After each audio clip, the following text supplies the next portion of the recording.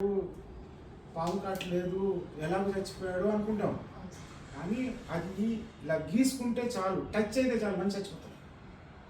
అంత పాయిజనైజ్డ్ అనమాట. అంటే స్నేక్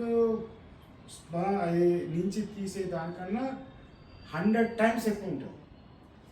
అది మీకు హైడ్రోపోనిక్స్లో డెవలప్ చేయొచ్చు. అంటే పాము విషము ఒక ఇది ఎన్ని వేల రూపాయలు, మరి ఇది ఎంత కాస్ట్ ఉంటుంది. ఇది కూడా ఈ హైడ్రోపోనిక్ టెక్నాలజీలో ప్రొడక్షన్ చేయొచ్చు. ఓకే, క్లారిటీ వచ్చింది కదా.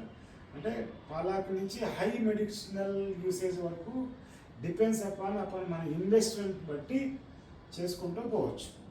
Okay, clarity now clear.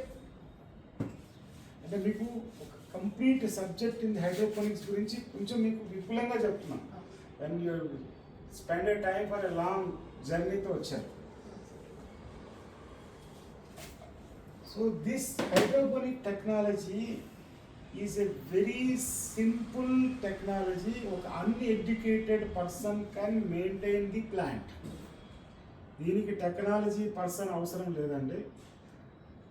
అంటే మనకి ఎంతో చదువుకున్న వాళ్ళే రావాలి అన్నట్టు ఏం లేదు. సింపుల్ వర్షన్ తోటి దీన్ని డెవలప్ చేసుకుని దీన్ని మెయింటైన్ చేయొచ్చు. ఒక కామన్ 10th క్లాస్ చదువుకున్నా 6th క్లాస్ చదువుకున్నా, అంటే కొంచెం ఏంటంటే ఈ న్యూట్రియన్స్ మనం మిక్స్ చేసేటప్పుడు కొంచెం నాలెడ్జ్ అయితే ఉండాలి.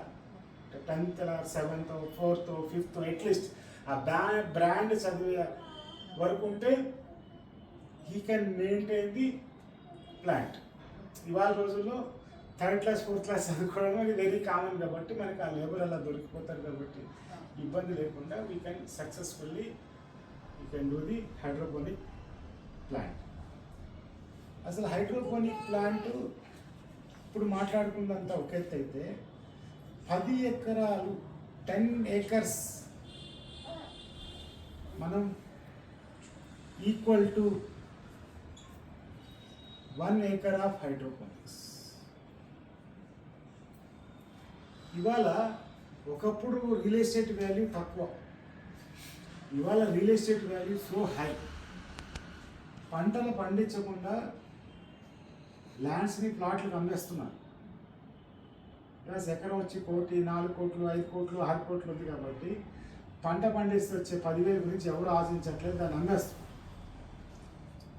ఇలాంటి సిచ్యువేషన్లో రేపొద్దున ఫుడ్ రిసిషన్ అనేది వెరీ వెరీ కామన్. వరల్డ్ వైడ్లో US